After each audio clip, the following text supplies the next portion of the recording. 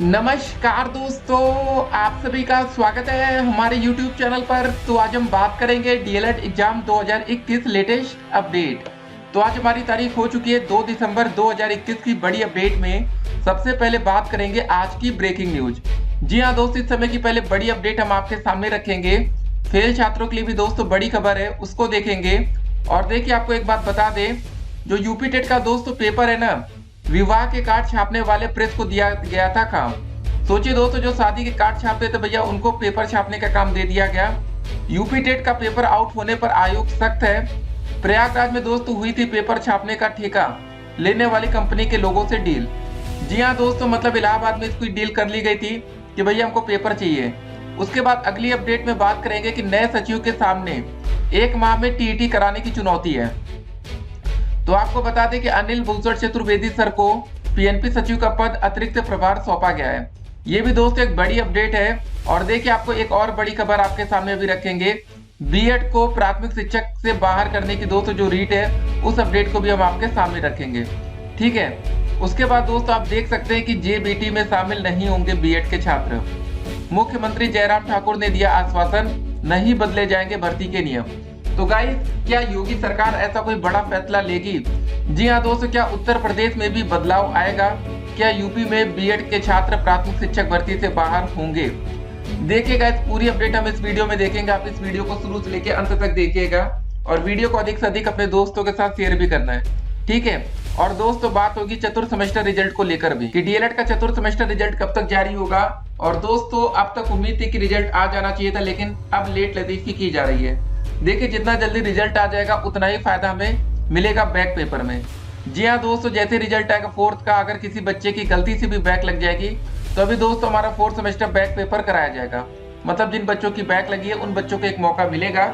तो 2019 बैच में दोस्तों जो बच्चे भी सेकेंड सेमेस्टर की परीक्षा पास किए हैं, उन बच्चों को भी थर्ड में प्रमोट करके फोर्थ का पेपर कराया जाना है। लेकिन एक बात और आपको बता दें जो कि बेहद जरूरी है, अभी तक दोस्तों प्रमोट की नोटिस आई नहीं है। जब तक दोस्तों प्रमोट की नोटिस नहीं आ जाती, जब तक आप इसमें साइन नहीं हो जाते, तब तक आपको प्रमोट नहीं माना जाएगा। ठीक है, भले इस समय सभी बच्चे फोर्थ सेमेस्टर की तैयारी में लगे पड़े हैं, लेकिन अभी तक सच्चाई यही है कि प्रमोट की नोटिस आई नहीं है। यहाँ पर भी दोस्तों एक बहुत ही बड़ी लेट लतीफी हो रही है। और दोस्तों इस समय तो सबसे अलग ही खबर चल रही है यूपी टेट पेपर लीक मामले में, कि अब सब लोग उधर बिजी हो गए यूपी टेट को लेकर। बाकी दोस्तों डीएलएड में दिक्कत आ रही है। उसके बाद देखिए, एक और सवाल था बच्चों का कि अगर यूपी टेट या सी टेट कौन सी परीक्षा दे अगर एक ही दिन पड़ गया तो। मतलब सवाल ये है कि अगर आप यूपी टेट और सी टेट का पेपर एक ही दिन पड़ गया सेम डे, तो कौन सा पेपर आपको देना चाहिए, कौन सा पेपर छोड़ना चाहिए। देखिए गाइस, अभी हमारा यूपी टेट का पेपर हुआ था, तो आपको अंदाजा लग गया होगा कि यूपी टेट का पेपर आता कैसे है। तो यहाँ पर दोस्तों क्वेश्चन बिल्कुल नॉर्मल ही होते हैं, लेकिन हो सकता है कि इस बार पेपर लीक हुआ है तो थोड़ा बहुत पेपर अगली बार कठिन बना दिया जाए।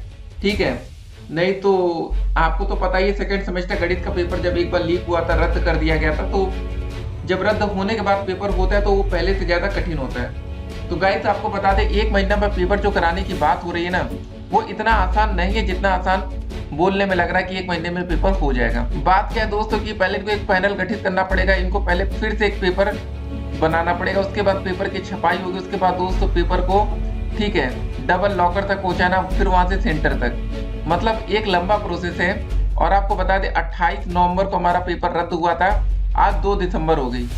ठीक है, कहाँ तक काम बढ़ा अभी भी दोस्तों आपको बता दें, सिर्फ जांच ही चल रही है।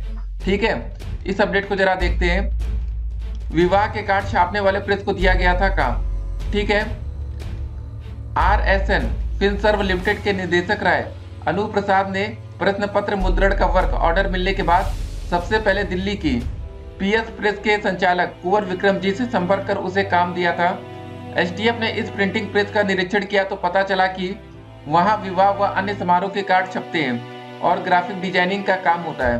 राय ने दिल्ली के एक अन्य साधारण प्रेस, नोएडा और कोलकाता के एक दोस्तों साधारण प्रिंटिंग प्रेस को प्रश्न पत्र छापने का काम सौंपा था। अब देखिए दोस्त, यहाँ पर सरकार क्या है ना कि सब कुछ काम अगर प्राइवेट कंपनी से कराएगी तो यही होगा, सिंपल सी बात है। तो अब यहाँ पर सरकार को सोचना चाहिए कि जो ये प्राइवेटाइजेशन इतनी तेजी से कर रहे हैं, जो बड़ी बड़ी सरकारी कंपनियों को बेच दिया जा रहा है, ठीक है, जो निजीकरण किया जा रहा है, उसका नुकसान कितना बड़ा है। अगर दोस्त ये सरकारी संस्था होती तो कोई दिक्कत होती ही ना। तो अब आपको समझ में आ रहा होगा कि प्राइवेट और सरकारी में अंतर क्या होता है। एक बात सरकार को सोचना चाहिए, अगर आगे से कोई भी निजीकरण होता है तो कितनी बड़ी दिक्कतें वहां पर आ सकती है। यूपी टेट का पेपर आउट होने पर आयोग सख्त है। जी हाँ दोस्त, यहाँ पर हर बार ये सुनने को आता है कि भैया आयोग सख्त हो गया, ये हो गया, लेकिन दोस्तों लास्ट में क्या होता है कि जो रिजल्ट आता है, सभी बच्चों को सिर्फ रिजल्ट से मतलब है कि भैया अब क्या पेपर लीक होगा नहीं होगा। तो जरा इस अपडेट को देखते हैं। यूपी टेट यानी उत्तर प्रदेश शिक्षक पात्रता परीक्षा का प्रश्न पत्र 28 नवंबर की मतलब परीक्षा शुरू होने से पहले ही लीक हो जाने को उत्तर प्रदेश लोक सेवा आयोग ने सबक के रूप में लिया है। 5 दिसंबर को होने वाली आयोग की समीक्षा अधिकारी या सहायक समीक्षा अधिकारी प्रारंभिक परीक्षा 2021 को लेकर और सख्ती बरती जा रही है। उसे निर्विघ्न कराने के लिए अधिकारियों को विशेष सतर्कता बरतने के निर्देश दिए गए हैं। लोक सेवा आयोग ने आरओ एआरओ यानी समीक्षा अधिकारी या सहायक समीक्षा अधिकारी 2021 के तहत 337 पद की भर्ती निकाली है। इसमें सामान्य चयन 228 व विशेष चयन के 109 पद शामिल है। ये सब दोस्तों बात है, और आपको बता दें इसके सापेक्ष 5 लाख से ज्यादा बच्चों ने आवेदन किया है। तो आप अंदाजा लगा सकते हैं कि पद कितने कम है और आवेदन करने वाले छात्रों की संख्या कितनी ज्यादा। ठीक है, तो ये सब दोस्तों पूरा मामला है। उसके बाद देखिए, प्रयागराज में हुई थी पेपर छापने का काम, मतलब जो ठेका लेने वाली कंपनी के लोगों से डील। तो दोस्तों देखिए, अब एक एक करके मतलब सारे राज खुल रहे हैं कि कहां से क्या क्या हुआ था। आपको दोस्तों बता दें, यूपी टेट परीक्षा के लिए सचिव ने 26 अक्टूबर को आरएसएम फिनसर्व कंपनी को प्रश्न पत्र की छपाई के लिए वर्क ऑर्डर दिया था। सोचिए दोस्तों, 26 अक्टूबर को काम दिया गया था, इसको जरा ध्यान से देखना है। तो दोस्तों हमको यहाँ पर समझने वाली बात ये है ना कि जब 26 अक्टूबर को काम दिया गया तब हमारा पेपर हुआ था 28 नवंबर को। इसका मतलब दोस्तों साफ है कि भैया जो हमारा पेपर बना होगा 26 अक्टूबर से पहले बन चुका होगा, उसी के बाद तो उसको प्रिंट कराया जाएगा ना। तो वैसा दोस्तों इस बार भी है। तो मतलब 1 महीने के अंदर पेपर कराना इतना आसान नहीं है, लेकिन हाँ अगर सरकार कराने पर आ जाएगी तो भैया 10 दिन के अंदर भी हो सकता है। देखिए, कंपनी के लोग सचिव से काफी पहले से ही सेटिंग में लगे थे। कंपनी के कुछ अधिकारियों और कर्मचारियों ने शहर में किसी स्थान पर संजय उपाध्याय से मुलाकात की। इस मुलाकात के बाद ही कंपनी को पेपर छापने का ठेका मिल गया।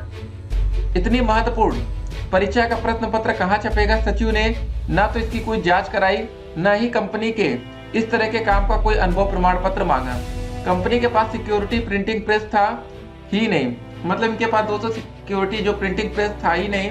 कंपनी के 4 अलग प्रिंटिंग प्रेस में पेपर छपवाए गए। हर स्तर पर लापरवाही बरती गई। एसटीएफ अधिकारियों के मुताबिक संजय उपाध्याय ने एक ऐसी कंपनी को बिना जांच के ही काम दे दिया जो कि प्रश्न पत्र मुद्रित करने में सक्षम ही नहीं थी। तो संजय ने पूछताछ के दौरान अपनी इस गलती को स्वीकार कर दिया। संजय के खिलाफ धारा 420, 409 और 120 के तहत नोएडा में रिपोर्ट दर्ज की गई है। इस बात की जांच की जा रही है कि दोस्तों आखिर किस डील के तहत कंपनी को इतना बड़ा वर्क ऑर्डर दे दिया गया। संभावना है कि दोस्तों इस मामले में और लोगों की गिरफ्तारी की जा सकती है। तो ये दोस्तों बड़ी बात है जो कि हम आपके सामने रख रहे हैं। तो देखिए गाइस, इसीलिए कहा जाता है कि आप किसी को काम दे तो पहले भैया उसका बैकग्राउंड चेक कर ले। ठीक है, जल्दबाजी में गलती ना होने पाए। होता क्या है कि भैया हमारे जो सचिव जी थे वो भी नए नए थे, हो सकता है कि उनसे गलती हो गई हो। तो बाकी दोस्तों हमारा डीएलएड प्रथम, द्वितीय, तृतीय, चतुर्थ सेमेस्टर परीक्षा का जो रिजल्ट है उसके लिए हमने कमेंट बॉक्स में आप लोगों के लिए लिंक दे दिया है, जहां से दोस्तों आप लोग अपना रिजल्ट आराम से डाउनलोड कर सकते हैं। ठीक है, ध्यान रखिएगा, कमेंट बॉक्स में लिंक दिया गया है। बाकी रिजल्ट के लिए आपको पता है वेबसाइट कौन सी है हमारी, deledresult.com, DELEDRESULT.com। ठीक है, ये वेबसाइट है। बैक पेपर की परीक्षा कब से शुरू हो सकती है, सवाल ये दोस्तों चतुर्थ सेमेस्टर का पेपर कब तक होगा। अब दोस्तों उम्मीद है कि भैया दिसंबर में हर हालत में पेपर करा लिया जाना चाहिए। और आपको बता दें अभी भी प्रथम, द्वितीय, तृतीय सेमेस्टर स्कूटनी के लिए ऑनलाइन आवेदन की प्रक्रिया चल रही है। तो अगर अभी तक आपने ऑनलाइन आवेदन नहीं किया है तो करा लीजिएगा। बाकी दोस्तों दिसंबर में ही हमारा पेपर हो सकता है। ठीक है, ज्यादा लेट लतीफी होगी तो समझ लीजिए कि ये आपका भविष्य चौपट करके मानेंगे। ये दोस्तों फेल छात्रों के लिए बड़ी खबर है। तो आपको भी अपने हक के लिए लड़ना पड़ेगा। आप सोचे कि घर बैठे सब काम हो जाए, दूसरे बच्चे आपके लिए धरना दें, तो फिर देखिएगा इस काम नहीं चल पाएगा। बाकी जो भी अपडेट निकल कर आएगी अपडेट हम आप तक पहुंचाएंगे। आपको पता चल रहा होगा कि यूपी टेट में कितनी बड़ी बड़ी गलतियां की गई। अब 1 महीने में दोस्तों पेपर हो पाएगा कि नहीं, अब देखने वाली बात होगी। फिलहाल दोस्तों ये देखिए प्रथम वरीयता मामला है, उसके बाद नए सचिव जी की दोस्त अपडेट है और बीएड को बाहर करने की मुहिम तेज है। जो भी दोस्त अपडेट निकल कर आएगी अपडेट हम आप तक पहुंचाएंगे। वीडियो को आपको शेयर करना है अपने दोस्तों को बताना है कि भैया बीएड अगर इतना ही योग्य होता तो उनको अलग से ब्रिज कोर्स कराने की जरूरत ना पड़ती। इसीलिए दोस्तों डीएलएड के छात्रों ने भी कहा था भैया हमें टीजीटी में मौका दे दो, उसके बाद अलग से भी हमें भी कोई कोर्स करा दीजिए। लेकिन यहाँ पर डीएलएड छात्रों की मांग नहीं मानी गई, जबकि बीएड छात्रों की मांग एनसीटी ने खुद जो भी कही आप हो गया उनका। तो चलिए दोस्तों, जो भी अपडेट निकल कर आएगी अपडेट हम आप तक पहुंचाएंगे। और डीएलएड छात्रों को एक बार ठीक है प्रथम वरीयता या बीएड छात्रों को बाहर कर दिया गया तो गाइस हम आपको बता रहे हैं आपको नौकरी पाना बेहद आसान हो जाएगा। इतना आसान हो सकता है कि दोस्तों हो सकता है कि आपने सुपर टेट की सिर्फ परीक्षा पास कर ली और आपको नौकरी मिल जाए। ठीक है 120 नंबर लाने की जरूरत ही ना पड़े, हो सकता है कि आपका 97 नंबर में ही काम चल जाए या परिचित वर्ग से आए तो 90 में ही काम हो जाए। लेकिन उसके लिए जरूरी यह है कि बीएड बाहर हो या डीएलएड छात्रों को प्रथम वरीयता मिले। तो देख लीजिए गाइस कि कम नंबर पाकर अगर आप नौकरी पाना चाहते हैं, देखिए हो क्या रहा है ना कि बीएड में छात्रों की संख्या बहुत ज्यादा है। बीएड में अगर डीएलएड से कम छात्र होते तब तो काम चल जाता। अब इस साल बीएड में आपको बता दें लगभग उत्तर प्रदेश में हर एक कॉलेज में सीट फुल हो गई। जब उन बच्चों को पता चलेगा कि बीएड बाहर हो गया तो अगली बार से डीएलएड में हर कॉलेज में सीटें खुल जाएंगी। ठीक है गाइस, तो देखते हैं क्या होता है। अब देखते हैं सरकार किसके पक्ष में फैसला लेती है, डीएलएड या बीएड। ठीक है, डीएलएड छात्रों का भविष्य भी सरकार के ही हाथ में है और उम्मीद करेंगे कि भैया सरकार बच्चों की सुने और डीएलएड छात्रों को प्रथम वरीयता दे।